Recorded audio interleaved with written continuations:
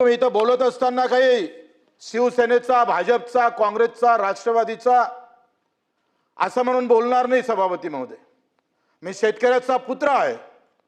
मला बाप शेतकरी होता, माझी माय शेतकरी होता, त्या माध्यमातूनच बोलणार आहोत। चापलुसी हा आमचा धर्म नाही, आमच्या ते डोक्यात नाही, कारण छत्रपती आमच्या डोक्यात आहे। ज्या छत्रपती शिवरायाने जो काही धर्म आम्हाला शिकवला त्या भूमिकेतून खऱ्या अर्थाने या शेतकऱ्याकडे पाहणं गरजेचं आहे सभापती महोदय। तिघांन मिळून चालू असलेलं हे सरकार, अध्यक्ष सभापती महोदय, निश्चितच या देशातल्या शेतकऱ्यांना दिलासा देण्याचं काम निश्चित केल्याशिवाय राहणार नाही अशी अपेक्षा आहे। परंतु मी इथं बोलत असताना काही शिवसेनेचा, भाजपचा, काँग्रेसचा, राष्ट्रवादीचा असं म्हणून बोलणार नाही सभापती महोदय। मी शेतकऱ्याचा पुत्र आहे। मला बाप शेतकरी होता, माझी माय शेतकरी होता, त्या माध्यमातूनच बोलणार आहोत। चापलुसी हा आमचा धर्म नाही, आमच्या ते डोक्यात नाही, कारण छत्रपती आमच्या डोक्यात आहे। ज्या छत्रपती शिवरायाने जो काही धर्म आम्हाला शिकवला त्या भूमिकेतून खऱ्या अर्थाने या शेतकऱ्याकडे पाहणं गरजेचं आहे सभापती महोदय। सत्ता बदलल्यानंतर भाषणं वेगळी होतात, सत्तेत असल्यानंतर भाषणं वेगळी होतं, आणि मुळात शेतकरी मात्र मरतं असं होऊ नये। प्रत्येकानं मी शेतकऱ्याचा पुत्र आहे म्हणून कशा पद्धतीनं समोर जाता येईल। अजूनही या देशातला कष्टकरी, कामकरी, वंचित, पिछळा जो काही असेल, प्रचंड मेहनत करत असेल, त्याच्या माथी काय येतं, त्याचं कुटुंब कसं चालतं, हा विचार भविष्यात करावा लागेल। सभापती महोदय, अफजल खान आला, नंतर सिद्दी जोहर आला, सिद्दी जोहर नंतर शाहिस्ता खान आला। 10 वर्षाच्या कारकिर्दीमध्ये हे 2-3 आम्ही पाहतोय मोगलांच्या एका एकूण आदिलशाहीची फौज या स्वराज्यावर होती, आणि स्वराज्याची सगळी घडी फिसटली होती सभापती महोदय। तेव्हाचं एक वाक्य जिजाऊचं तुम्हाला सांगतोय, सत्ताधारी आणि स्वराज्य कसं असलं पाहिजे, कसं चालवलं पाहिजे, सामान्य माणसासाठी त्याची काही जिव्हाळा कसा असला पाहिजे। सभापती महोदय, त्याच्या मा जिजाऊच्या त्या वाक्यातून आपल्याला समजून येईल। हे सगळं नष्ट झालं होतं, स्वराज्य चारैकून विखुरलं होतं, घरं पेटली होती, सगळा संसार उद्ध्वस्त झाला होता। दाय दाना पिकवाले सुद्धा बीज नव्हतं शेतकऱ्याजवळ, आणि अशा वेळेस सगळा मुलूक आम्ही पाहतोय स्वराज्याकडे पाहत होता, आणि त्यावेळेस खजिना सगळा संपला होता। पण मा जिजाऊनं म्हटलं नाही, शेतकरी उभा राहील, ज्याचे घर पेटले असेल त्याचे घर पुन्हा उभे केल्याशिवाय राहणार नाही। ज्याप्रमाणे आम्ही पाहतोय राजमाता अहिल्यादेवी होळकरांनी आपल्या नवऱ्याच्या वर्षश्राद्धातून गावच्या गाव उभे केले, त्याच ताकदीनं जिजाऊनं काय म्हटलं माहित आहे का, जरी सरकारी स्वराज्याचा खजिना संपला असेल तरी जिजाऊच्या खासगी खजिन्यातून अख्खा शेतकरी उभा केल्याशिवाय राहणार नाही। त्या राजमाताचा हा महाराष्ट्र आहे, लक्षात घ्या। आम्ही सरकार म्हणून त्या दृष्टीने पाहता येईल का, आम्ही त्या पद्धतीने समोर जाता येईल का। मी ज्या विदर्भातून येतोय, ज्या आम्ही पाहतोय, जे अमरावती जिल्हा असेल, नागपूर असेल, संत्र्याची ओळख आहे आमची। संत्रा म्हणजे विदर्भ, अमरावती, नागपूर। आज आमचा शेतकरी ते संत्र्याचे झाडं उपळून फेकताय, कारण आम्ही कांदा पाठवला नाही तिकडे बांगलाला, आणि बांगल्यानं तिकडे आम्ही पाहतोय आमचा संत्रा घेतला नाही। सदाभाऊ, मी काहीच कोणाच्या विरोधात बोलत नाही, नाहीतर आम्ही अधिक असं म्हणा सत्तेत आहे, सत्तेत असले तर मग बोलता का, बोलायचं नाही। ही कुठला पळवाटपणा आहे सभापती महोदय। संत्र्याचे झाडं उपळलं जातं, एक पॅकेज नाही। संत्रा संशोधन केंद्राचं आमच्या विदर्भात आहे, नागपुरात आहे, पण त्याची सावली अजूनही माझ्या शेतकऱ्याच्या, संत्रा उत्पादक शेतकऱ्यावर पडली नाही। पाहावं लागेल, संत्रा उत्पादक आहे, मोसंबी उत्पादक आहे, केळी उत्पादक आहे, तुमचा द्राक्ष आंबा उत्पादक शेतकरी आहे, काजू उत्पादक शेतकरी आहे, मग MRES कुठं जातं आमचा। ह्या सगळ्या योजना बंद करावं तुमच्या, कडधान्य योजना, तुळधान्य योजना, 35 योजना कृषी विभागाच्या, आणि एका तालुक्याला 10-10, 20-20 टार्गेट।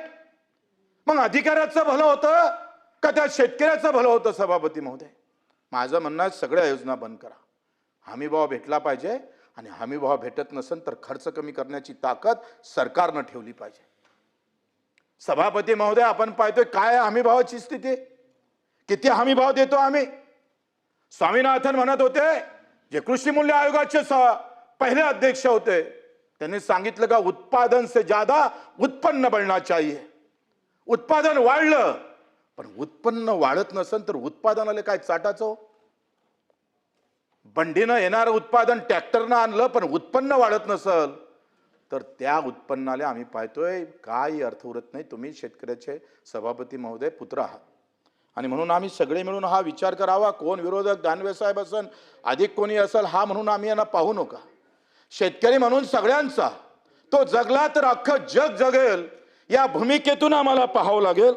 आणि मग आम्ही पाहतोय की या सगळ्या केळी उत्पादक शेतकरी, संत्रा उत्पादक शेतकरी असेल, जे फळ उत्पादक शेतकरी आहे, आपण एमआरजीएस मध्ये 3 वर्ष दिले त्याला, पण पुढची जर आम्ही 10 वर्ष त्याला जर एमआरजीएस मधून कव्हर केलं तो पर्यावरण राखतं. आज वाढलेली उष्णता कमी करायची असेल तर फळ उत्पादक शेतकऱ्याला आम्हाला एमआरजीएस मध्ये पुन्हा जोडलं पाहिजे. आणि त्या माध्यमातून शंभूराजे देसाई, आमचे जयस्वालजी, तुम्ही आम्ही सगळेजण मिळून हा प्रयत्न करणं गरजेचं आहे. कारण एमआरजीएस आपण पाहतो नको तिथं 260 प्रकारच्या योजनेला चालवतो आपण, पण याला जर आम्ही सांगतो याला जोडलं ना, तर याचा खर्च जर ह्या फळ उत्पादक शेतकऱ्याचा एमआरजीएस मधून निघाला तर पर्यावरण पण राखल्या जाईल आणि भाव सुद्धा भेटेल. या दुहेरी अर्थानं तिथं आम्ही पूर्ण. आम्ही गायला गोवा माता म्हणतोय, गाय म्हणजे हिंदू मातेचं दैवत. मग कापू नका म्हणून त्या थांबन असं वाटतं तुम्हाला? उपाययोजना करावं लागेल. कापल्या तर गेलेच नाही पाहिजे, जो कापन त्याला कापलं पाहिजे. परंतु सभापती महोदय, ह्या सगळ्या गायीचा धंदा रासायनिक खताला सबसिडी देता. 1100 रुपयाचं रासायनिक खताचं पोतं 800 रुपये सबसिडी देतं सरकार. कंपनीतून खत आलं त्याला सबसिडी देण्याचा विचार, आणि माझ्या शेतकऱ्यानं शेणखत काढलं त्याला 1 रुपया देत नाही आपण. वा, शाश्वत शेती म्हणायचं आपण. आपण असं म्हणायचं का शेती आता जोरदार झाली पाहिजे, विषमुक्त शेती झाली पाहिजे, रासायनिक खतानं होणार आहे? का देत नाही आपण शेतखतासाठी पैसे? का त्याला सबसिडी देत नाही? रासायनिक खताच्या कंपन्या फुगल्या, मोठ्या झाल्या, कोणाकोणाच्या आहे त्याचे जर आपण पाहिलं, हे काँग्रेसच्या काळात झालं, हे उद्धव साहेबांच्या काळात झालं, हे राष्ट्रवादीच्या काळात झालं, कोणाच्या काळात झालं असं म्हणण्यापेक्षा हे आतापर्यंत असंच चक्र चालू राहिलं. आणि हे चक्र आम्हाला बंद करावं लागेल. एकदा जर शेणखताला सबसिडी दिली, मला वाटते तुकाराम मुंडे साहेब चांगले वागले ना थोडे, और अच्छा उन्होंने अगर कोशिश किया ना, मी सांगतो दुधाचे भाव वाढल्याशिवाय राहणार. त्याला तिथं ठेवलं पाहिजे. तुकाराम मुंडेचे आभारच मानतोय.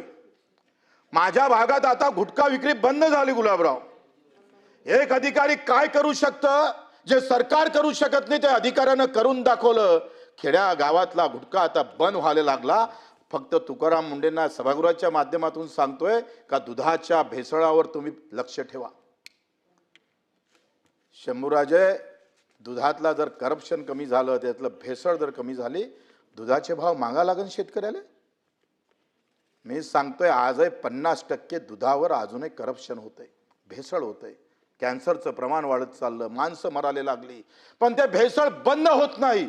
सरकार आमचं तुमचं सगळेच आहे, पण अजूनही ते साधा दुधातलं करप्शन थांबलं नाही. म्हणून आम्ही पाहतो 10 ते 15% कॅन्सरचं प्रमाण वाढलेलं आहे. तरी आम्ही म्हणायचं का आता सरकार आपलं आहे, बोलू नको बाबा, सगळं ऐकून घ्यावं लागतं, मरू दे माणसाले, असं म्हणणाऱ्यापैकी आम्ही नाही. एक शेतकरी पुत्र म्हणून आम्ही इथं बोलतो आहे. आणि म्हणून त्या संदर्भात सुद्धा सभापती महोदय आपल्याला विचार करावा लागेल. कर्जमाफी का येतं, कशासाठी कर्जमाफी आली? तुम्ही काय, आम्ही पाहतो आम्ही आंदोलन केले. मी रायगडाच्या पायथ्याशी 3 दिवस उपोषणाला बसलोय. देवेंद्रजींना, मुख्यमंत्री महोदयानं बैठक घेतली आणि तेव्हा सांगितलं का 600 रुपये, 1000 रुपये दिव्यांगाचा महिना 2500 रुपये करू. त्यांनी तो शब्द पाळला, त्यांचा आभार मानतोय. जसं एकनाथजींना आम्ही पाहतो दिव्यांग मंत्रालय दिलं, ताकदीनं देशातलं जगातलं पहिलं मंत्रालय. अनाथाचा नाथ म्हणजे एकनाथ हे सिद्ध करून दाखवलं. आणि ज्याला पाय नाही, हात नाही, डोळे नाही, अशासाठी धावून येणारा पहिला मुख्यमंत्री या देशातले एकनाथजी शिंदे ठरले, लक्षात ठेवा.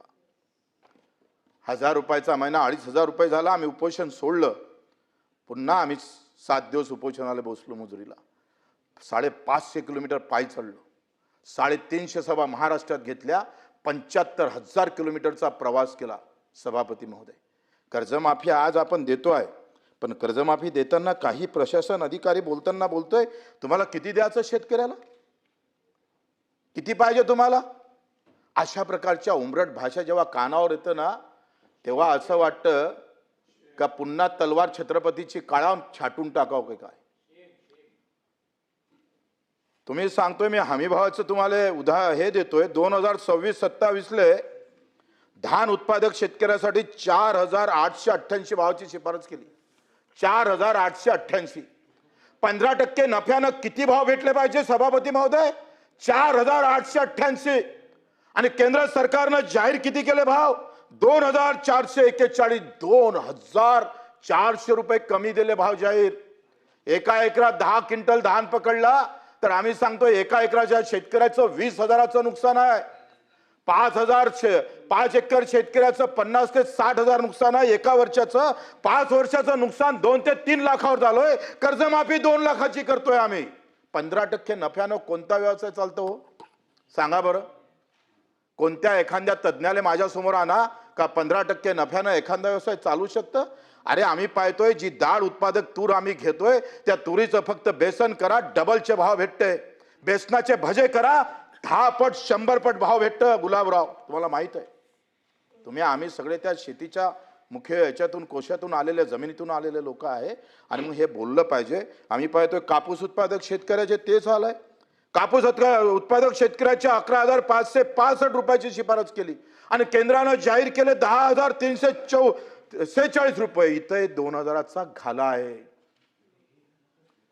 10 क्विंटल कापूस उत्पादक शेतकऱ्याला एका एकराला 2 लाखाचं नुकसान झालं आणि 2 लाख एका एकरातल्या शेतकऱ्याचं नुकसान होत असेल तर त्या कर्जमाफीचं करून करायचं काय? कर्जमाफी करायचं वेळ झाली नाही पाहिजे. हमी भाव द्या, नाहीतर मी सांगतोय जे मागणी आम्ही कित्येक वर्षापासून करतोय त्याचा खर्च कमी करा. हमी भाव देऊ शकत नाही ना तुम्ही, नका देऊ, पण उत्पादन खर्चावर मी सांगतोय आपण आळा घातला पाहिजे. जर आम्ही हमी भाव देऊ शकत नसल तर पेरणीचा खर्च कसा कमी होईल? MREGS मध्ये जर पेरणी ते कापणीपर्यंत सगळे कामं जर घेतले, आज मजुरीचे दिवस आम्ही पाहतोय मजुरीचा खर्च सुद्धा वाढत आहे. जसं बियाणीचा खर्च वाढतोय, खताचा खर्च वाढतोय, फवारणीचा खर्च वाढतोय सभापती महोदय, तसा मजुरीचा खर्च वाढतोय. आणि येत्या काळामध्ये गावात तुम्हाला मजूर भेटणार नाही ही वस्तुस्थिती आहे. कारण सगळ्यांचं लक्ष शहरात राहायचं आहे. एकटं पोरगा असतं ते मुंबईत नाही तर दिल्लीत आणि नाही तर मग अमेरिकेत जाऊन राहतं. आजही म्हातारे लोकांना साधा नातू पाहायचं सुद्धा भाग्य भेटत नाही.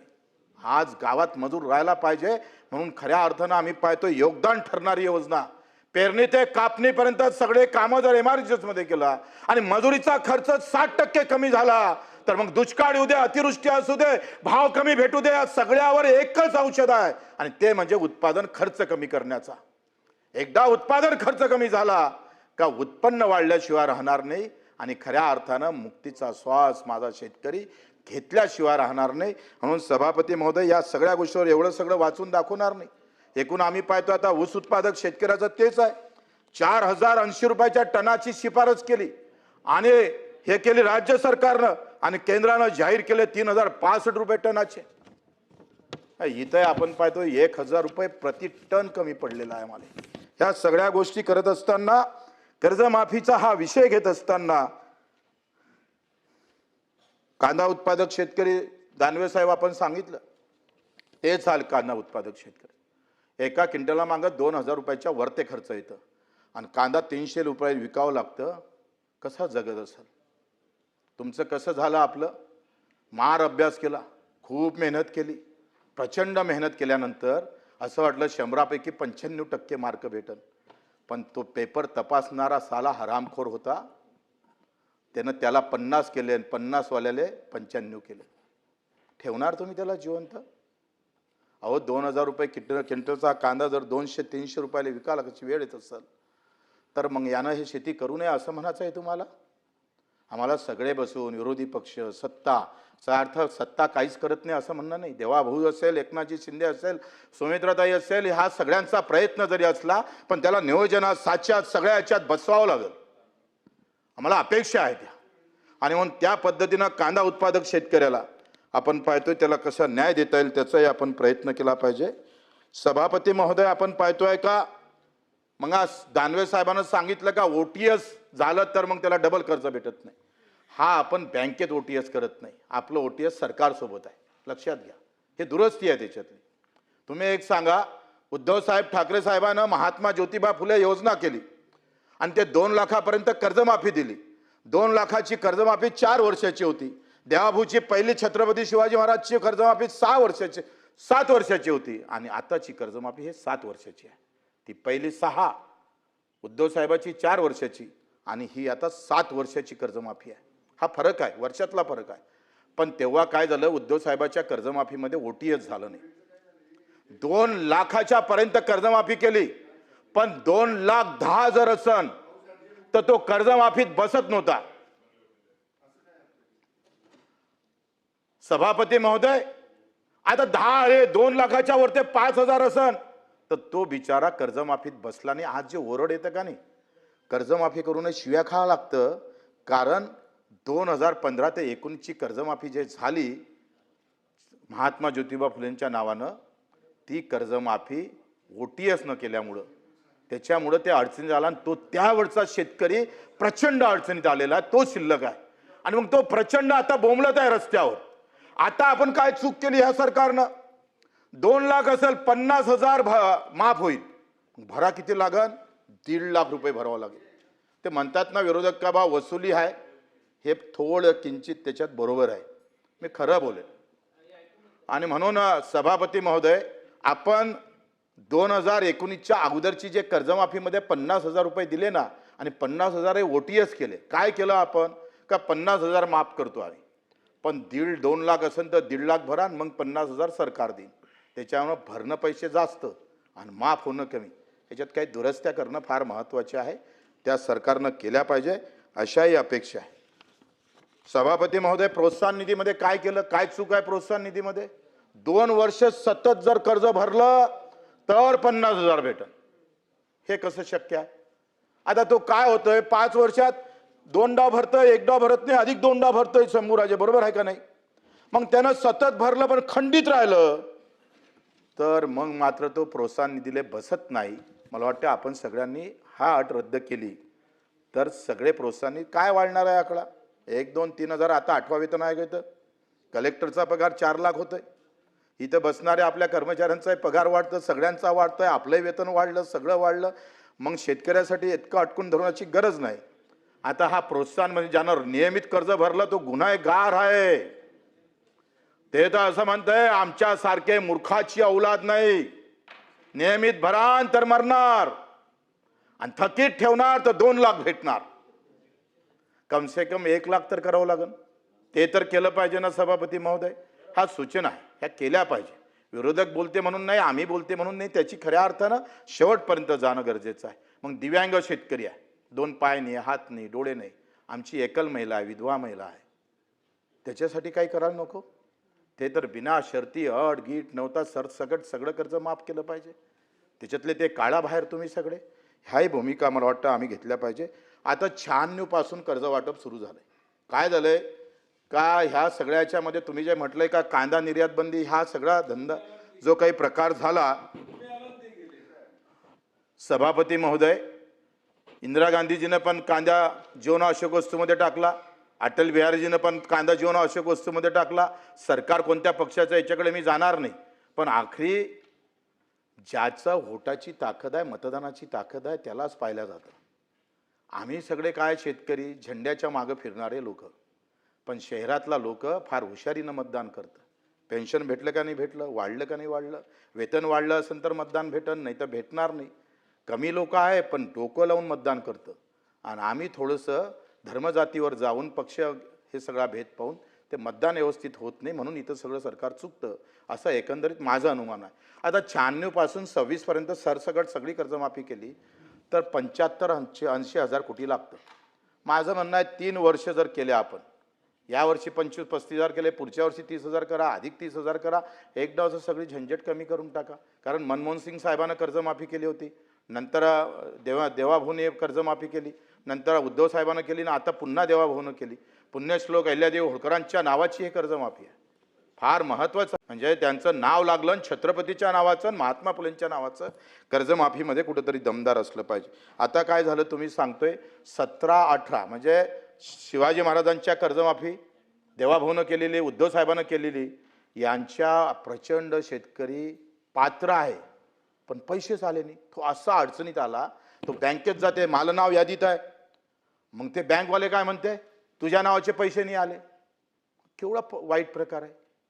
म्हणजे यादीत नाव आलं पात्रमध्ये, दोनही कर्जमाफीमध्ये काय 10-5-7 हजार कोटी रुपये असेल हे, पण त्याच्या सगळ्या अशा अडचणीमुळे नवीन कर्जही भेटलं नाही.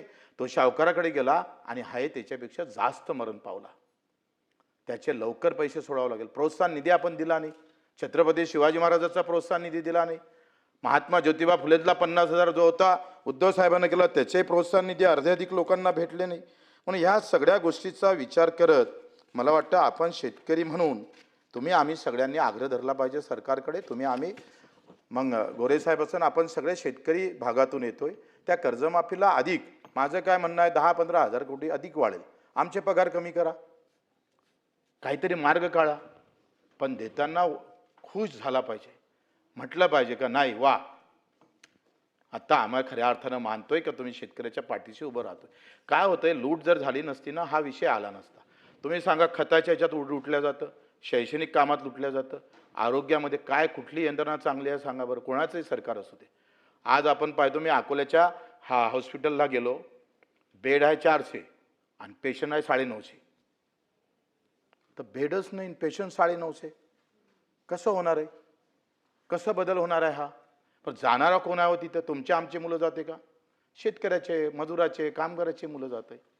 ह्या सगळ्या व्यवस्थेच्या याच्यात त्याची लूट जे होणारी आहे, ते लूट जरी थांबली ना शेतकऱ्याची, तो कर्जमाफी मागणार नाही. आता याच्यात तुम्ही नगरपंचायतचा, महानगरपालिकेचा नगरसेवक किंवा ग्रामपंचायत सदस्य याला तुम्ही घेतलं नाही. आता ग्रामपंचायत सदस्य गावातला, त्याला तुम्ही सदस्य म्हणून निवडून आला आणि त्याला जर त्या अटी घातल्या सदस्य आहे म्हणून तुला कर्जमाफी भेटत नाही, तर चुकीचं होईल. तुम्ही नगरसेवक गरीब नसता आपल्याकडे, तेव्हा पैसे असतं, बाजार समितीचा संचालक आहे, आपण SC मधून घेतो, VJNT मधून घेतो, गरीबच असतात. मग काय तर त्याची चूक आहे, म्हणजे निवडून आला म्हणून चुकला असं आमदाराला घेऊ नका तुम्ही, बिलकुल घ्यायचं नाही, गरज नाही त्याला. परंतु जे नगरसेवक आहे, ग्रामपंचायत सदस्य आहे, त्यांना आपण घेतलं पाहिजे सभापती महोदय. आणि म्हणून मी आपल्या सगळ्यांच्या माध्यमातून मच्छीमार, आता मच्छीमाराला आपण कृषीची दर्जा दिली आणि कर्जमाफीत घेतलं नाही, दर्जा दिली त्याला म्हटलं हा तू आमचाच आहे, पण खुर्ची दिली नाही बसाले. मग मच्छीमार शेतकरी का सोडला तुम्ही, त्याला जर कृषीची दर्जा दिली असेल तर त्याला सुद्धा तुम्ही घेतलं पाहिजे. आणि या भूमिकेतून हे सगळं करत असताना मला असं वाटतं का आम्ही बोलताना काही कठोर बोललो असेल, पण त्या शेतकऱ्याच्या भागातून आम्ही येतोय, किमान त्याला हा दिलासा, आमचं कोणीतरी आहे असं कमसे कम त्याला वाटलं पाहिजे. तो दिलासा खूप महत्त्वाचा असतं. आज शेतकऱ्याची आत्महत्या होते, तुम्ही सांगतो यवतमाळची पहिली आत्महत्या झाली, एका घरात 4 जण मरण पावले, विषारी भजे खाऊ घातले. आणि तो MBA BCom झालेला शेतकरी, सरपंच होणारा झालेला शेतकरी. आपण धोरणं बदलले, जसं आपण पाहतोय आयात कर आपण कमी केला आणि कापसाच्या गाठी 11 लाख टन गाठी आपण पाहतोय आपल्या भारतात येऊन पडल्या. परिणाम काय झालं, तर आयात निर्यातीचा प्रभाव माझ्या शेतकऱ्यावर पडला. त्याचं चुकलं काही नाही हो, काही चुकलं नाही. आणि मग त्याची चूक नसताना या सगळ्याचे परिणाम त्याला भोगा लागले.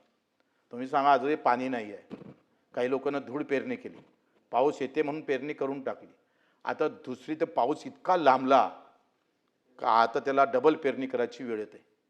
कसा करणार आहे तो, खिशात पैसे नाही, लग्न वाढले, तुमच्या आमच्या आमदाराचे लग्न एवढे मोठे असतात, त्याचं पाहून तो थोडंसं अधिक प्रयत्न करतोय, त्याचे परिणाम त्याच्यावर होते.